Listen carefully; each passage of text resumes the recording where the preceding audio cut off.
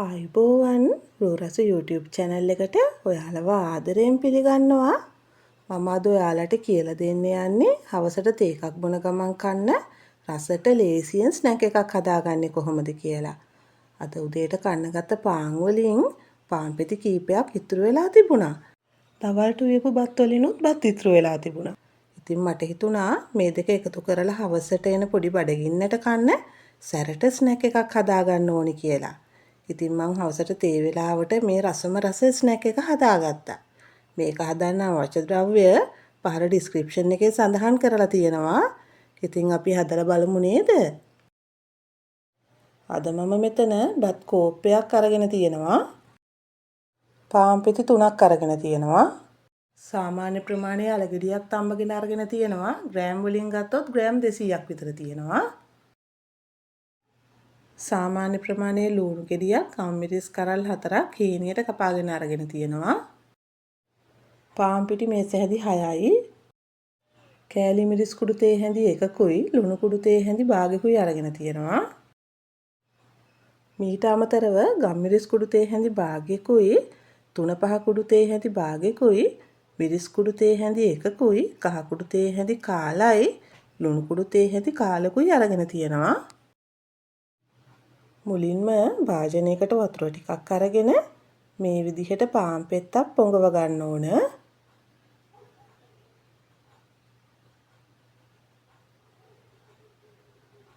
ඊළඟට එක අතක් උඩින් පාන් පෙත්ත තියලා අනිත් අතින් තද කර කර වතුර ටික මේ විදිහට අයින් කර ගන්න ඕන.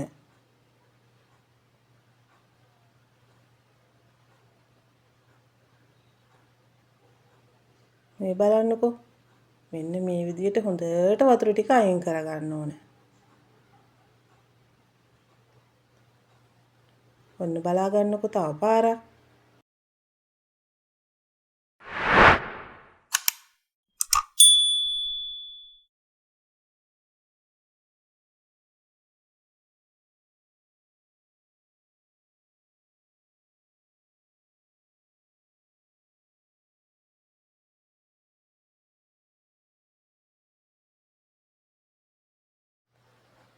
ඊළඟට භාජනයක් අරගෙන ඒකට මම බත් ටික දාගන්නවා.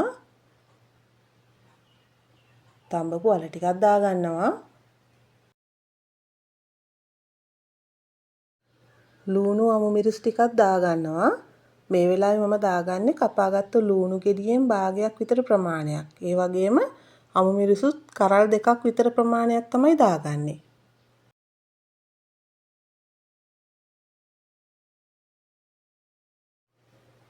ඊළඟට පාන් පිටි මේස හැඳි 6ක් ගත්තනේ. ඒකෙන් 2ක් මේකට දාගන්නවා.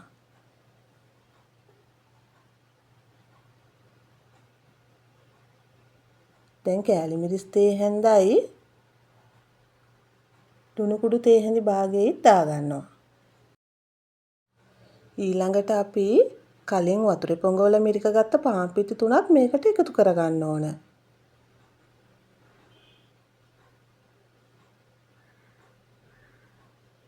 දැන් අපි මේ ටික හොඳට පොඩි කරගන්න ඕන.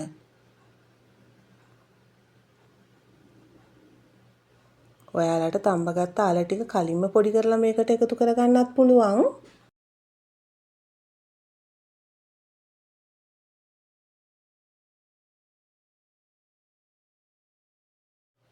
මේ දවස්වල කොයි දේත් අපි අර පිරිමැස්පෙන් පාවිච්චි කරන එක හොඳයිනේ නේද? ඉතින් සමහර වෙලාවට පාන් ගෙදරට ගෙනාවහම ඉතුරු වෙන වෙලාවල් තියෙනවනේ. ඒ වගේම බත් නම් කොහොමත් ගෙවල් වල ගොඩාක් වෙලාවට ඉතුරු වෙනවා. මොකද කොච්චර ගානට ඉව්වත් සමහර වෙලාවල් තියෙනවනේ බත් කන්න කම්මැලි හිතෙන වෙලාවල්. එතකොට ඉතින් මේ වගේ කෑමක් හදාගත්තොත් කෑම අපත යන්නෙත් නෑ, වැඩි වියදමක් යන්නෙත් නෑ. ඔයාලට පවුල අයත් එක්ක එකතු වෙලා කන්න රස කෑමකුත් හදාගන්න පුළුවන්.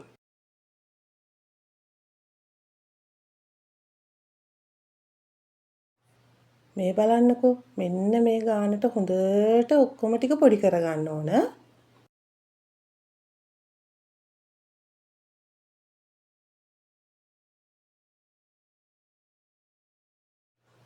ඊළඟට මම භාජනයක් ලිපේ තියලා තෙල් ටිකක් දාගන්නවා.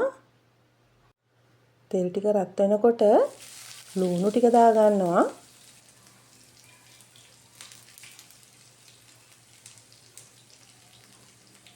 ඊළඟට අවුමිරිස්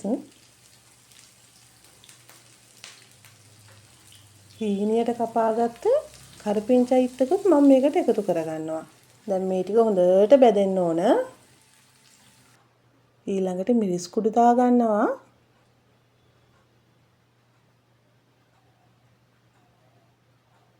තුන පහ කුඩු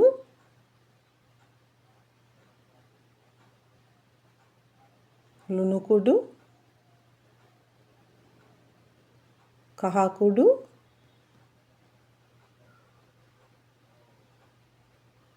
අන්තිමට ගම්මිරිස් කුඩු ටිකත් එකතු කරගත්තා. දැන් අපි මේ ටික හොඳට ටෙම්පරාදු කරගමු. ඔයාලට අපි හදාගත්ත බත් මිශ්‍රණයට මේක දාලා කලවම් කරන්නත් පුළුවන්. ඒ වුණාට අද මම මේ මිශ්‍රණය බත් එකට දාලා කලවම් කරගන්නවා.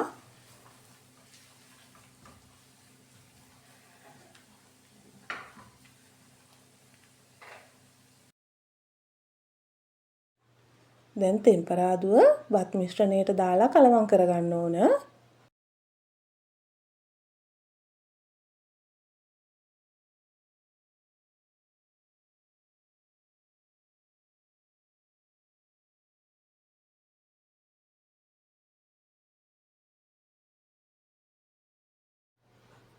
දැන් අපි මේ ටික හොඳට කලවම් කරගමු.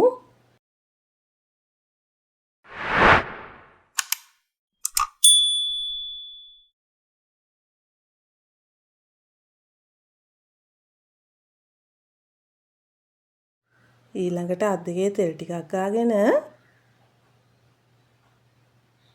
මේ විදිහට කොටසක් අරගෙන බෝලයක් හදා ගන්නවා.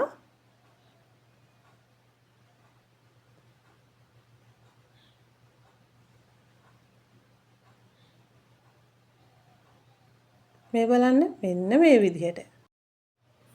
ඔන්න තව එකක් හදාගන්න විදිහ බලන්නකෝ.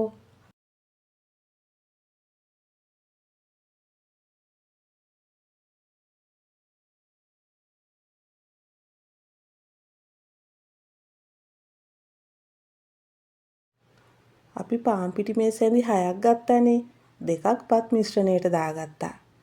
ඉතුරු පාන් පිටි ටික අරගෙන හදාගත්ත බෝල මේ විදිහට පිටිවල දවට ගන්න ඕන. ඔයාලා මේක කරගන්න ඕන තෙල් තාච්චිය ලිපේ තියලා. දවට ගත්ත ගමන් තෙලට දාලා බෙද ගන්න. මම මේක මුලින්ම දවට ගත්තේ ඔයාලට මේ ටික පාන් පිටිවල දවටලා පෙන්වන්න ඕන හින්දා. ඔයාලා හදනකොට පාන් පිටිවල දවට ගත්ත ගමන්ම තෙලට දාලා බෙද ගන්න. හොඳට බලා ගන්නකෝ කොහොමද මේක දවට ගන්න කියලා.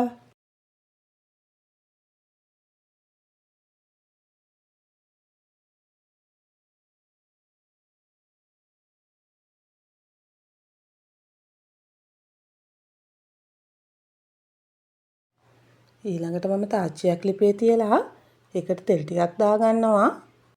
තෙල් ටික රත් වෙනකොට හදාගත්ත බෝල එකින් එක තෙලට දාගන්නවා.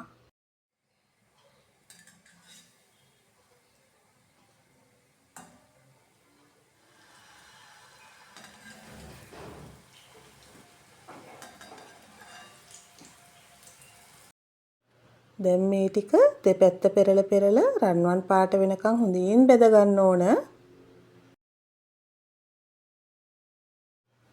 මේ වෙලාවේ ඔයාලා ගින්දර වැඩි කරගන්න එපා. ඒ වගේම අඩුම කරගන්නත් එපා.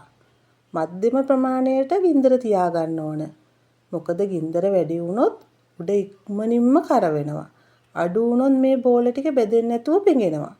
ඒ නිසා ගින්දර මධ්‍යම ප්‍රමාණයේ තියාගෙන බෙද ගන්න.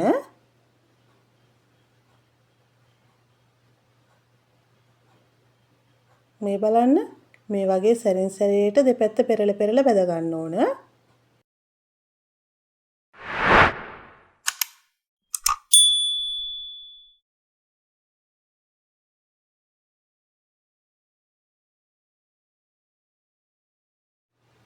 මේ බලන්න දැන් මේ ටික රන්වන් පාට වේගෙන එන්නේ.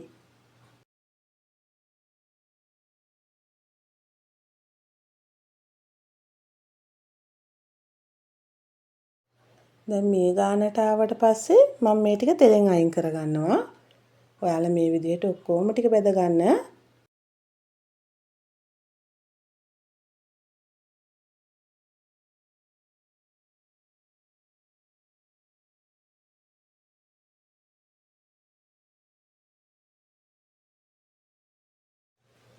මේ තියෙන්නේ පාන් බත් එකතු කරලා ලේසියෙන්ම මම හදාගත්ත ස්නැක් එක.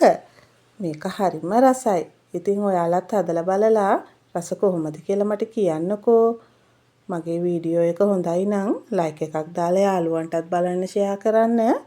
ඔයා මගේ channel එකට අලුතින් එකතු වුණු කෙනෙක් නම් මාව subscribe කරන්නත් අමතක කරන්න එපා.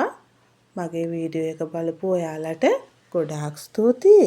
තවත් මේ වගේ වීඩියෝ එකකින් අපි නැවත හමු වෙමු.